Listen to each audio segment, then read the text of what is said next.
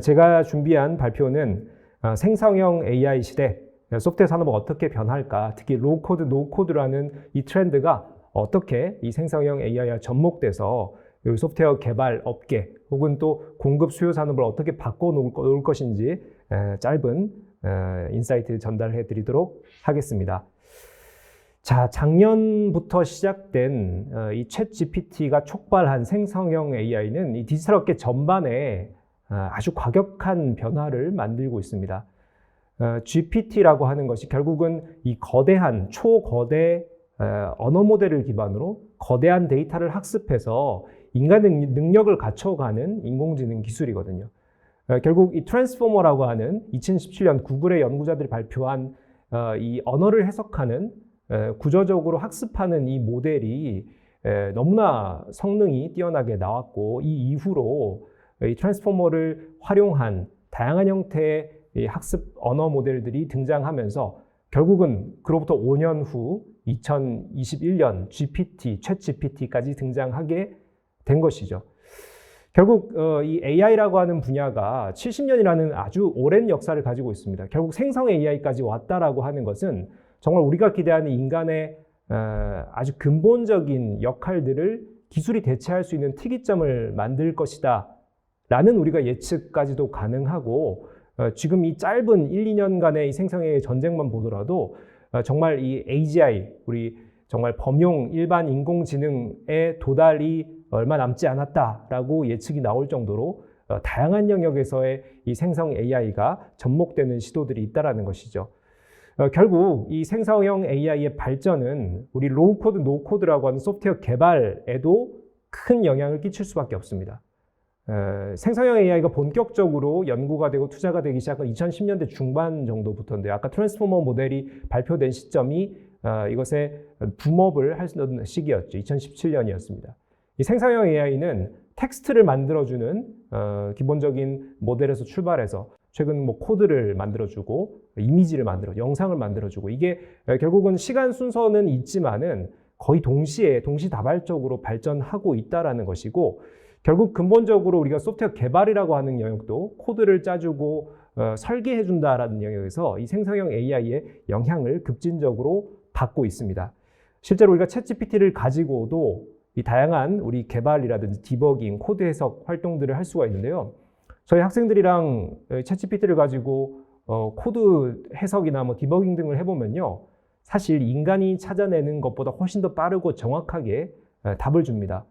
결국 우리가 이제 인공지능에게 기대하는 것이 나의 역할을 대신하는 것, 지금까지 우리가 도구로서만 활용해왔던 것을 넘어서서 내 업무를 아니면 핵심 영역을 대신하는 것이라고 봤을 때 이 생성형 AI가 본격적으로 이 소프트웨어 개발업에도 영향을 끼칠 것이다 라는 부분이죠.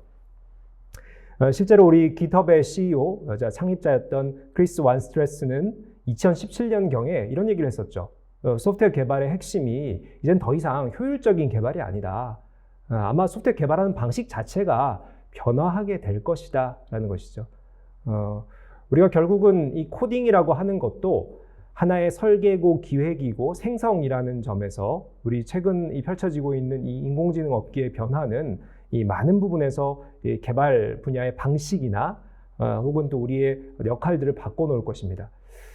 짧게나마 우리 소프트웨어 개발의 역사를 잠깐 짚어드리면은 1980년대부터 우리의 소프트웨어 개발이 본격적으로 인류에 도입이 되고 역할을 하기 시작했습니다. 우리 IBM 로터스 노트라는 우리 이메일 기반의 개발 툴 아마 기억하신 분들 있으실 텐데요.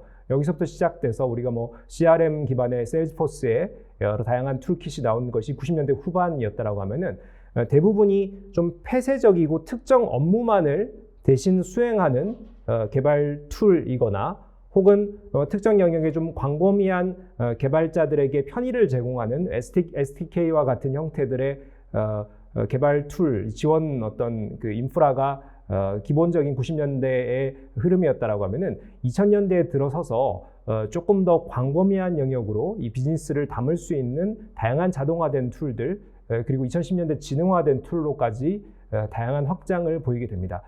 실제로 우리가 이제 로우코드, 노코드의 전신을 RPA, 로봇 프로세스 오토메이션을 얘기를 하는데 실제로 RPA 개념이 이 업계에서 최초로 등장한 것이 2000년대 정도고요. 또 로우코드라는 용어가 본격적으로 쓰인 것은 2016년경입니다. 그렇다면 우리가 지난 40년간의 이 소프트웨어 개발 이 업계의 변화를 우리가 이런 어떤 효율화, 자동화, 지능화의 흐름으로 이어져 왔다. 이렇게 우리가 한번 큰 그림을 그려볼 수가 있겠죠. 대부분 오늘 들으시는 분들 로우코드, 노코드 개념은 정확히 아시겠지만 결국 로우코드라는 것이 코드를 아주 단순화시켜서 약간의 개발 지식만 가지고 우리가 다양한 개발 니즈들을 충족할 수 있는 이 개발 툴, 우리 로우코드라고 합니다. 실제로 2010년대 후반부터 우리가 IT 트렌드를 얘기하는 여러 연구기관이나 여러 컨설팅 기관들의 보고서들을 보면은 매년 이 로우코드가 트렌드다, 핵심 트렌드다, 최상위 분야로 언급되기도 했었고요. 실제로 오늘 이제 로우코드, 노코드 자동화 임팩트 우리 행사인데 우리가 몇 년 전부터 로우코드, 노코드를 또 함께 부르기 시작했죠. 왜냐하면 기술 변화 속도가 너무나 급진적이다 보니까 코드 몇 줄 써서 하든 약간의 개발 지식이 필요한 로우코드 시대가 너무 짧게 지나가 버린 거예요. 이제는 완전히 코드를 모르더라도, 즉 우리가 이제 시민 개발자라고 하죠. 개발 지식이 전혀 없는 사람들도 개발을 할 수 있다. 드래그 앤 드롭이라는 기본적인 우리 행위만 가지고도 개발을 할 수 있다. 바로 노코드 트렌드로 빠르게 지금 진화하고 있는 과정입니다. 굳이 로코드와 노코드를 비교하자면은 로코드는 약간의 개발 지식이 필요하거나 약간의 어떤 코딩 영역들이 있습니다. 물론 이것도 이제 정의에 따라서 다양하게 우리가 해석할 수 있는데 그러다 보니까 약간의 개발 지식이 필요하다라는 요구사항이 있지만은 반대로 얘기하면요. 로우코드가 좀 더 커스터마이징 되는 이 툴들에 적합하다라는 것이죠. 노코드는 아예 코드 자체가 존재하지 않고 단순히 우리가 스마트폰에 앱 조작하는 정도 느낌으로 개발을 하다 보니까요. 전혀 개발 지식이 없는 우리 일반인들, 우리 시민 개발자들도 개발이 가능하지만 개발의 유연성이나 좀 복잡한 난이도의 구현은 이 가능성이 더 떨어질 수 있다. 물론 이것도 지금 현재 시점의 해석입니다. 이런 정도의 변화를 좀 말씀을 드릴 수가 있고요. 자, 그리고 이제 다른 측면으로 2000년대 이후로 시작된 이 디지털 전환이라고 하는, 요즘 또 DT가 아니라 DX라고 부르죠. 디지털 전환의 큰 흐름 속에서 우리가 어느 영역에 이 병목 현상이 발생하느냐, 많은 기업들이 이제 비즈니스단에서 디지털 전환을 시도하는 기획자들이나 혹은 또 비즈니스 최전선에 있는 분들이 이 디지털 전환에 대한 니즈를 갖고 이 디지털 전환 프로젝트를 추진하는데 결국 그 병목 현상은 소프트웨어나 앱 개발과 같은 IT와 비즈니스가 만나는 그 접점에서 발생한다는 거예요. 그러다 보니까 특히 이제 비대면 시대가 급격히 확대되기 시작한 우리 코로나 팬데믹 초기 개발자 대란이 일어났죠. 사실 이런 말씀 드리기 좀 그렇지만은 저희 이제 학생들 중에서도 아직까지 조금 실력이 부족하고 공부를 좀 더 해야 될 것 같은 우리 졸업생 친구들도 너무나 시장이 잘 팔려가더라고요. 바로 그게 2021년, 22년 시기였습니다. 약간은 기업에게 도의적으로 좀 미안한 마음이 제가 들 정도로 너무나 취직을 잘하고 대우를 잘 받고 가는 경우들이 2021년, 22년 바로 개발자 대란 시대였습니다. 사실 이 시기만 해도 모든 영역의 비즈니스가 비대면화되고 앱 개발이라든지 다양한 형태의 데이터 분석들이 여러 영역에 확장되면서 기업들이 무작정 개발자를 뽑은 거예요. 무작정 개발자의 니즈들을 표출한 것이죠. 근데 결국은 최근 이제 2023년 이후에 이걸 또 뱉어내는 이 업계에 또 상황들이 생겨납니다. 개발자들을 뽑아난들 이게 DX, 디지털 전환과는 좀 거리가 있더라. 결국 개발자 숫자가 많다라고 해서 우리 비즈니스가 디지털 전환되는 것이 아니더라 하는 것이죠. 결국은 이 디지털 전환이라는 것이 우리의 비즈니스를 디지털을 활용하거나 혹은 디지털에 걸맞는 새로운 비즈니스로 전환한다라는 점에서 기획, 설계, 개발에 어떻게 보면은 이 흐름이 필요하다는 것이죠. 디지털 전환이 대세지만은 개발 인력만 가지고는 안 된다. 특히나 우리가 실제로 이 비즈니스를 수행하고 혹은 이제 현업, 실무자들이 이 IT 툴들, 앱들을 쓸 때 결국 이것을 개발하는 이 개발 부서와 혹은 외부 전문 개발 업체와 이 비즈니스의 니즈가 얼마나 잘 매칭이 되느냐. 이것의 미스매치를 줄이는 것이 너무나 중요한 디지털 전환의 성공 요인이다라는 것이죠. 결국 여기에서 이제 혼란을 겪은 기업들이 하나둘 등장을 합니다. 결국 이 디지털 전환 2기 2010년대 쭉 흐름을 보면은 우리가 90년대 후반부터 갖춰놓았던 인프라 기반의 이 디지털 어떤 전환, 디지털 구축이라는 측면은 우리가 백본을 중심으로 했죠.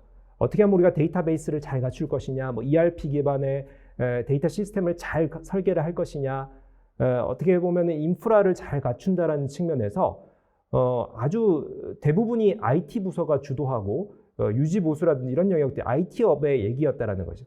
근데 2010년대 이후에 이 디지털 전환 2기에는요, 결국은 활용과 혁신이 주도를 합니다. 결국은 이 최전선에서, 고객 접점에서, 혹은 업무의 현장에서 쓰이는 다양한 앱이나 다양한 툴들을 얼마나 혁신적으로 개발하느냐라는 것이죠. 현업 부서의 니즈가 더 깊숙이 들어가야 되고, 이 앱 개발이나 소프트웨어 개발이 더 다양화되고 맞춤화되는 영역들의 역량이 더 중요해진다는 것이죠. 결국 이런 시점에 우리가 로우 코드, 노 코드라고 하는 개발 지식을 모르더라도 개발을 할 수 있는, 혹은 적극적으로 이것을 활용할 수 있는 이런 툴들이 공급이 되면서 이 디지털 전환 2기를 이제는 3기, 결국 우리의 업무나 비즈니스를 완전히 바꿔놓는 형태까지도 진화하는 것이다. 이런 흐름으로 우리가 살펴볼 수가 있습니다.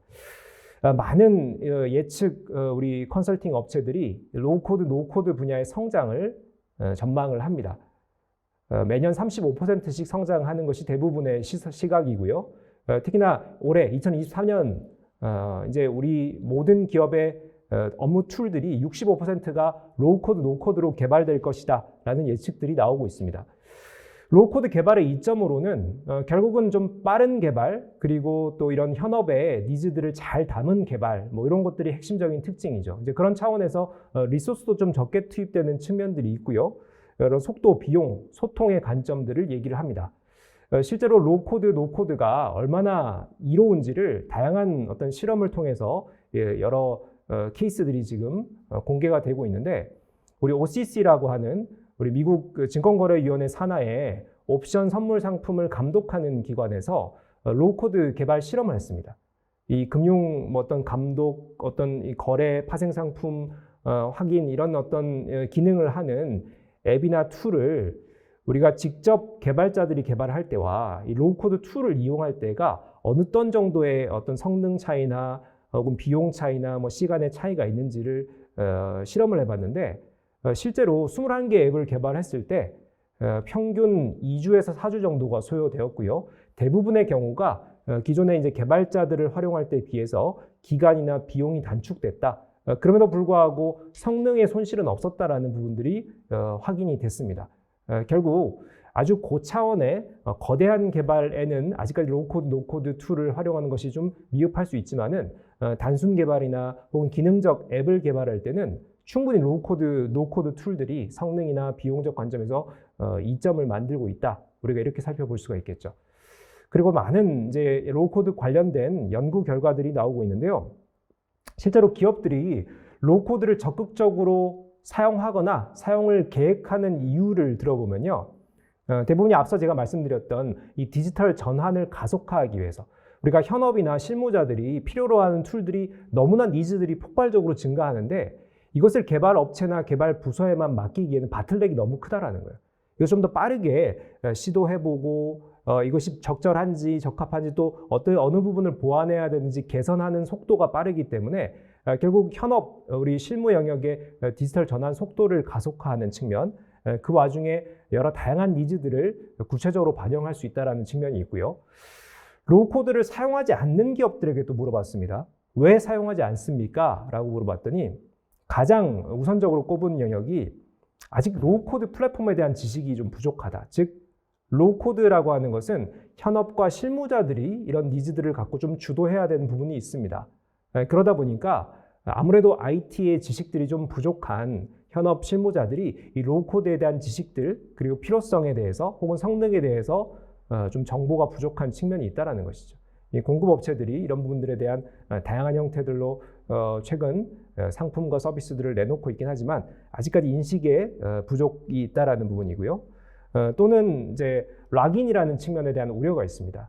아무래도 우리가 클라우드 시대를 겪다 보니까 클라우드 전문 업체 정말 이 장기적으로 락인되는 형태들을 우려하는 그리고 여러 경험들이 있는데 결국 로우코드도 이 툴 제공 업체, 이 솔루션 제공 업체에게 락인이 되는 경우들에 좀 우려하는 측면들, 뭐 이런 부분들이 사실 궁극적으로 어떻게 좀 해소가 될 수 있느냐 하는 것도 중요한 로우코드의 분기점이 될 수 있다라고 할 수가 있겠습니다.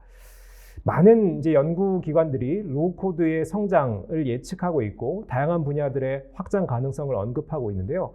가트너에 따르면은 결국 지금 현재 펼쳐지고 있는 로우코드 분야의 성장은 결국 앱 분야죠. 앱 개발 분야죠.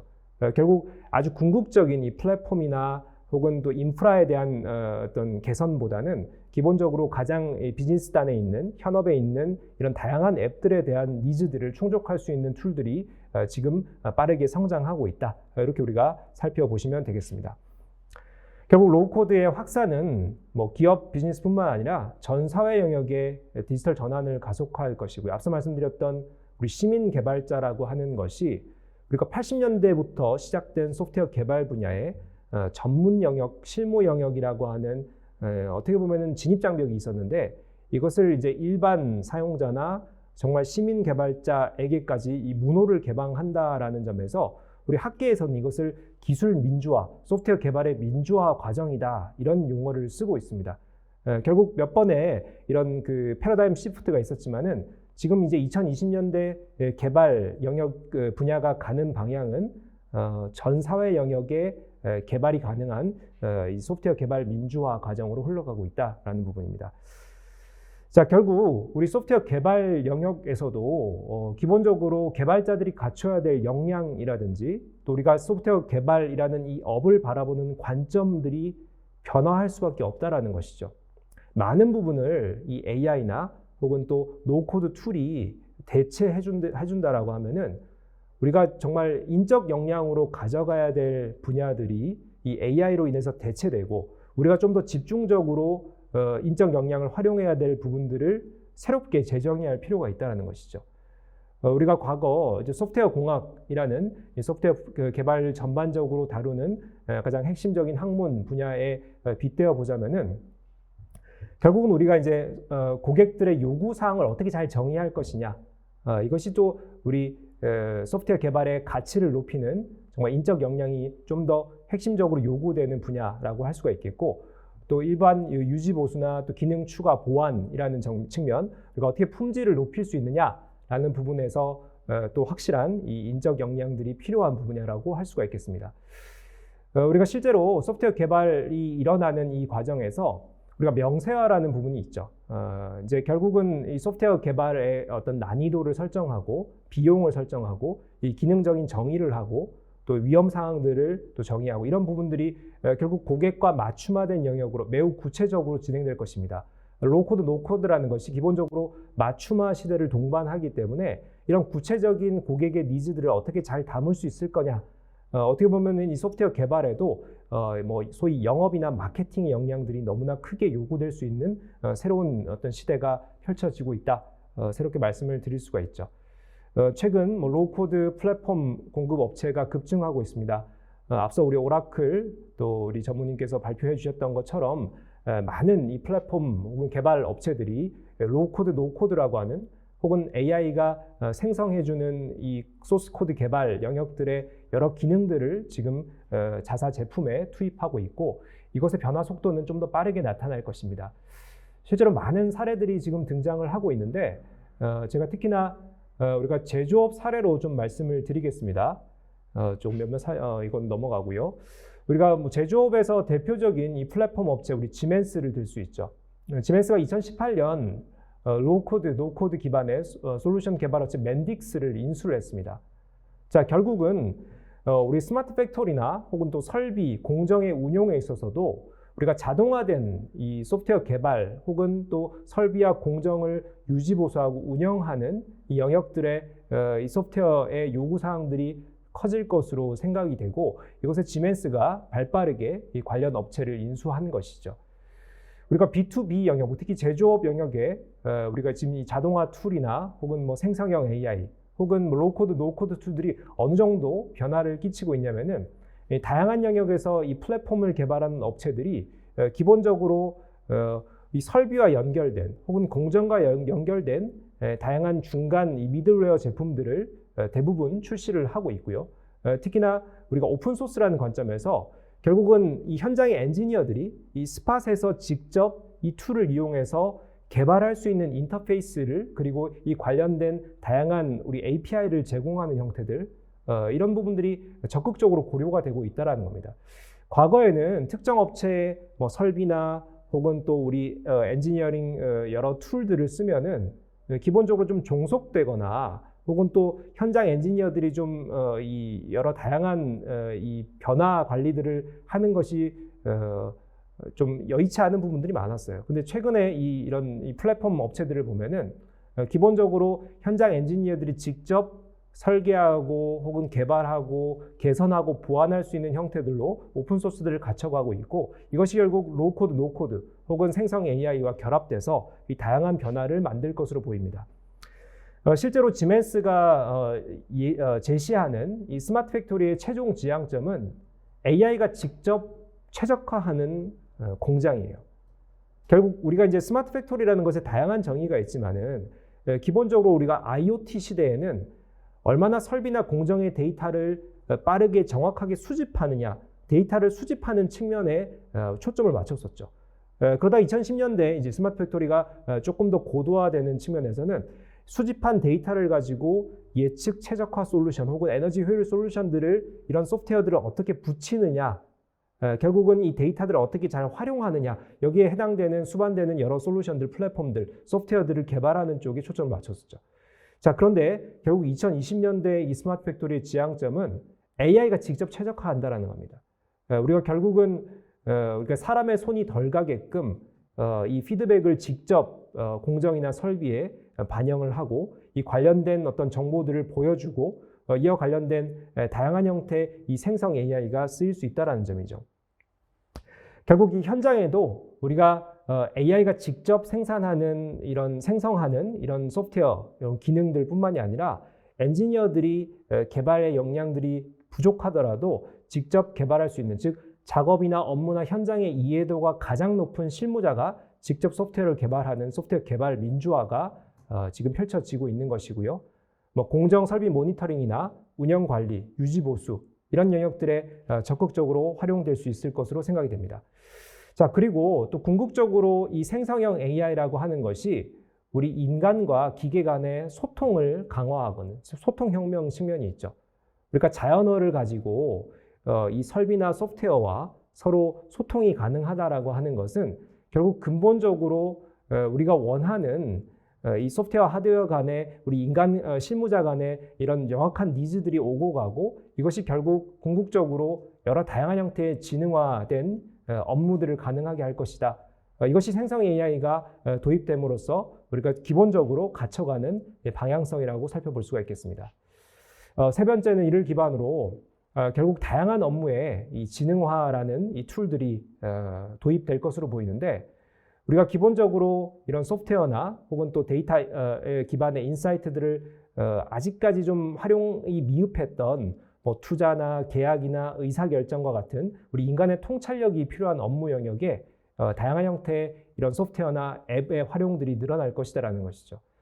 최근 사례에서 보면은 우리가 코로나 팬데믹 이후에 공급망에 대한 우려들을 표출하는 기업들이 많이 늘고 있습니다.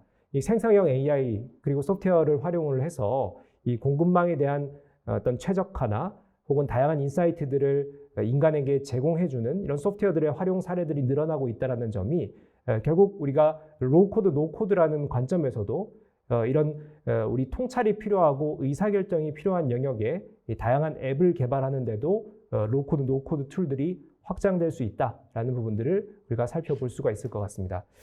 자, 마지막으로 결론적으로 오늘 이제 참여하시는 많은 분들이 로우코드의 공급 업체들도 있을 거고요. 또 수요 업체들도 있을 겁니다. 공급 수요 관점에서 어떤 부분들을 우리가 중시해야 하는지 몇 가지 좀 말씀드리고 마무리를 하도록 하겠습니다. 먼저 로우코드의 공급 업체들은 결국 우리 이제 수요 기업들이 원하는 방향을 명확하게 서비스나 툴로 구현해 줄 수 있어야 합니다. 일관성이라고 하는 개발 결과물이 얼마나 일관적으로 나오는지, 또 우리 강건성이라고 하는, 또 구체성이라고 하는 이런 부분들, 우리가 고객들이 원하는 실제로 이 개발 결과물들이 기존 레거시에 비교했을 때 얼마나 이 완성도가 높게 나오는지라는 부분들이고요. 또 하나는 우리 안정성이라는 부분이 있죠.